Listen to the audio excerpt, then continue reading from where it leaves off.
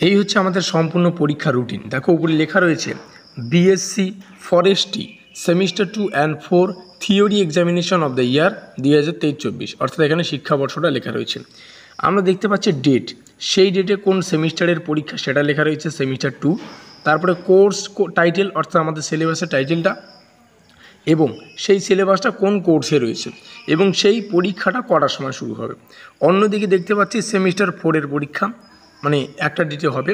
তোমাদের কোন কোর্সের পরীক্ষা হবে, সেই কোর্সে কোন সিলেবাসটা রয়েছে সেটা এখানে লেখা রয়েছে, এবং তোমাদের পরীক্ষাটা কখন হবে সেটা এখানে লেখা রয়েছে। তোমাদের পরীক্ষা শুরু হচ্ছে 8/8/2024, অর্থাৎ 8 তারিখ 8 মাস 2024। সিলেবাসটা তোমরা এখানে দেখতে পাচ্ছ, প্লান্ট সাইকোলজি। এখানে কোর্স কোডও লেখা রয়েছে, এবং তোমাদের পরীক্ষা হচ্ছে 10টা থেকে শুরু, 12টার সময় শেষ। তারপরে যে সমস্ত চতুর্থ সেমিস্টারের ছাত্রছাত্রী রয়েছে, তোমাদের যে সিলেবাসটা রয়েছে ফরেস্ট ম্যানেজমেন্ট কোর্স কোড তোমরা দেখতে পাচ্ছ, তোমাদের পরীক্ষা 1টা থেকে শুরু হবে আর 3টের সময় অবধি কিন্তু চলবে, 1টা থেকে 3টে অবধি। তো এইভাবে কিন্তু রুটিনটাকে ডিজাইন করা হয়েছে, তোমরা এখান থেকে বিস্তারিত দেখে নিতে পারো প্রত্যেকটা তথ্য।